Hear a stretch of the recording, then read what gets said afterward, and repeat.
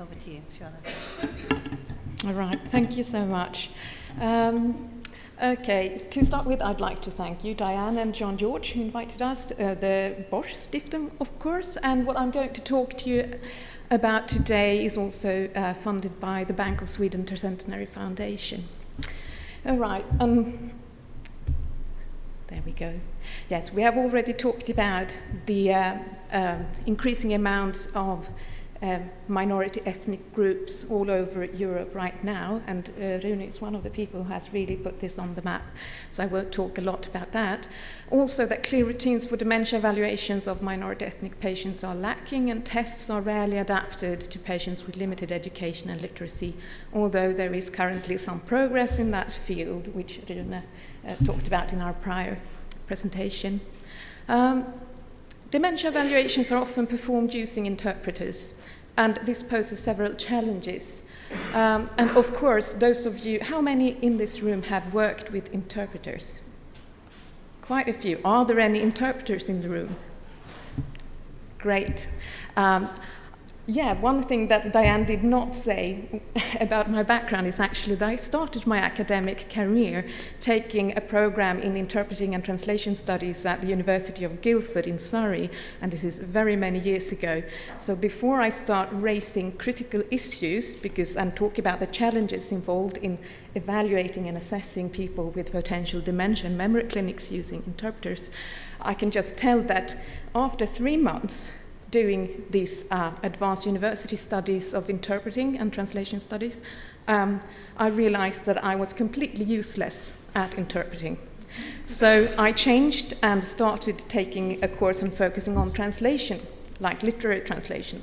And after 6 months, I realized that I was actually going to be quite a bad translator as well. So I changed all my courses and continued doing linguistics and ended up as a clinical linguist, and I hope I'm doing reasonably well. So I have some experience of interpreter-mediated training as well. But training is a problem. And also, before I continue, there is lots and lots of research on medical interpreting in medical settings. But if we screen the literature and the research out there, there is very little on interpreting in mental health setting. That's where we find it, but even less research on dementia. I've actually only found 5 studies, 4 of which me and my colleagues have conducted. But if you can inform us about further studies about interpreting during dementia assessments, for example, I'll be very happy to hear about it. A problem is training, because there is a lack of, it's not just a lack of training for interpreters, there is also a lack of interpreters with adequate training for interpreting under circumstances such as the administration of formal tests or interpreting then when a patient has a condition as dementia. When a trained interpreter is not available, family members are sometimes asked to interpret, and that is called ad hoc interpreting. And those of you who are familiar with both recommendations and also in different countries, there are different recommendations. Research mainly says that family members are not to be used as interpreters in clinical settings. And this is, of course, the main reason is that they might have a personal bias of some kind. And therefore, if the clinician does not know the language of the interpreter and the patient, of course, the clinician might not know what's going on under the clinical encounter. However, those of you who have experience from using interpreters, and sometimes you have to use family members as interpreters because you simply have no choice because of the lack of trained interpreters. Interpreter services throughout Europe often claim that they use professional interpreters. And what we have found in other research, but also in our own research, is that professional need not mean that they are authorized. Sometimes they have only taken courses within the interpretation service itself, and passed courses, of course, and passed tests. And they may be very well qualified, very skilled, but that is not always the case. So the level and quality of training can vary greatly between interpreters, as you might have noticed over the years, even if they are labeled professional. Interpreters may omit or add elements to their rendition of information to and from patients, and this is sometimes a necessary part of interpreting practices. This is actually quite an important issue, because interpreters, they have their oaths of conduct that they need to stick to, but in reality, in the context, in live interaction between participants, they also sometimes are required to do things that go beyond the actual translation practice from one language to another. That's the truth, that's the fact. Sometimes it is good, and sometimes it can be a problem.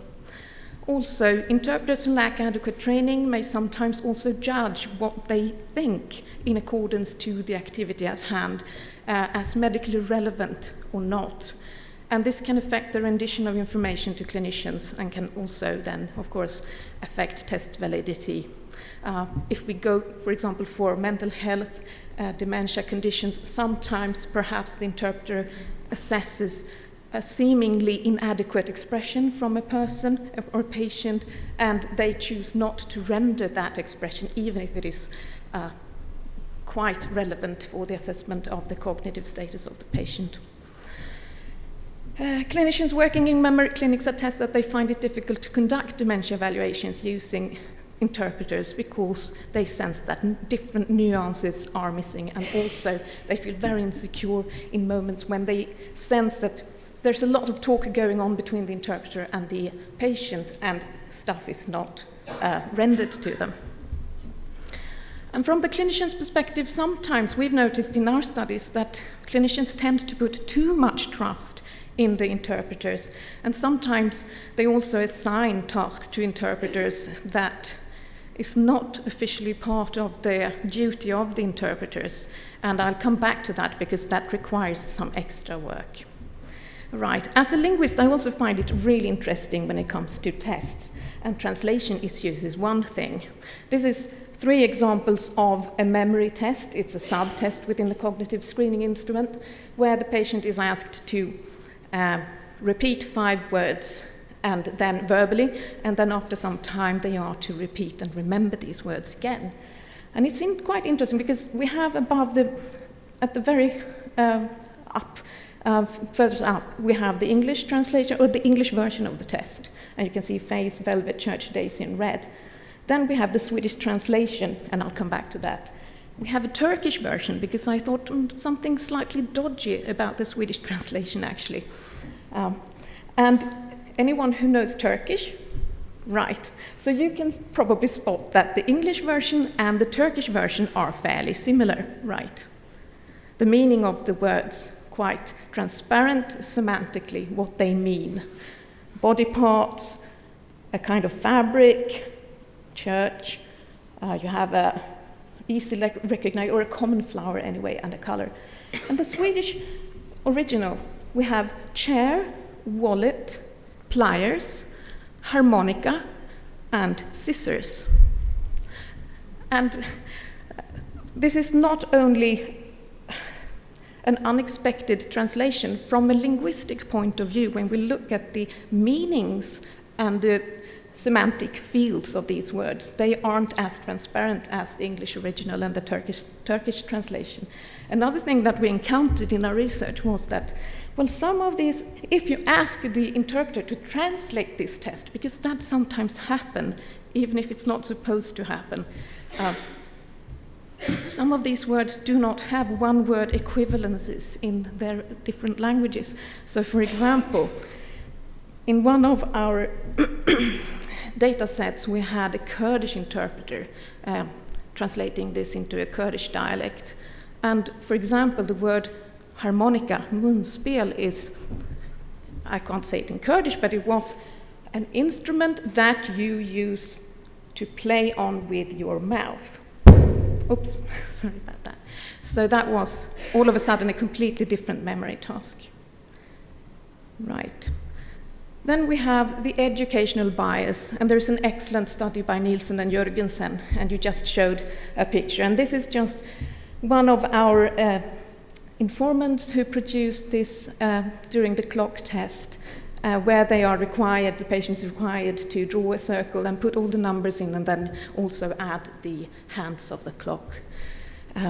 And as you can see, this patient had a very limited amount of literacy. She had been taught to read and write a little bit and count in Arabic, and she's mixing Arabic and Roman figures to start with. And also, in one of our investigations, we looked at body language, and when she was asked to perform this task, the instruction the clinician gave was, draw a clock, a round circle with all the numbers in it. And the interpreter, because the patient had some difficulties understanding the task, and the interpreter said, a clock, what's a clock like? And these kinds of embodied information is rarely actually studied, and the impact it has. And it's not only of importance for multilingual settings, of course, also for cognitive assessments of monolingual people. Okay, so to round up, the lack of adaptation of test materials to minority ethnic patients poses many challenges for clinicians, interpreters, and patients, and may affect test validity. And I'm not saying that this is all due to the lack of training of interpreters. It is a challenge for everyone involved. Also, interpreters need more training, particularly concerning interpreting during formal clinical tests, and more training in interpreting in settings involving patients with a psychiatric or cognitive condition. And there have been political suggestions. I come from Sweden, and we went up to the National Board of Health and Welfare, and politicians had come with the idea of, well, we have taken so many migrants currently, so we need to have fast-track training of interpreters. And everyone, and we have an interpreter in the room, know how difficult it is to be a good interpreter. So all the research I'd like to say can back up that the fact that interpreters need not less training, they need more training. I think this kind of view from politicians, it reflects a quite naive view upon how difficult it is, or a naive view on language and interaction, actually, that it is possible to easily transfer linguistic language issues and cultural issues, just ignore it. All of these complex issues will be reflected in the interaction between everyone involved in an interpreting setting. Anyway, so we would like to see a long-term project with support, particularly to advance interpreting programs throughout Europe in order to secure patient safety and also improve a more adequate assessment of minority ethnic groups. But we have to do something, and very many memory clinics, I'd like to stress that the cognitive screening is just one part, of course, of a memory assessment. But we have to deal with this on a sort of daily basis, and there are many routines in memory clinics, but in our interview data, for example, clinicians stated that, well, we do have routines. We want to meet interpreters beforehand and go through the assessment procedure, to have a look at the test material, to see if we will have to ask the interpreter to translate. Will the interpreter be fine with this or not? And in many cases, or at least in Sweden, the status of medical interpreters is not the same, for example, as interpreters, legal interpreters, which very often have a higher status. And also, so a medical interpreter can come running very quickly, might need to have more than one job in order to survive. So there are several such issues at stake here as well.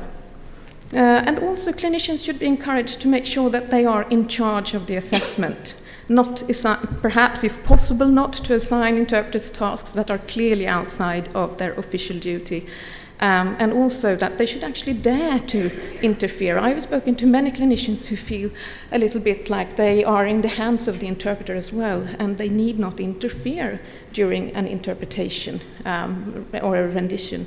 But I think that is quite important that they do, so they are in charge of the assessment. All right, and there are some references. Thank you.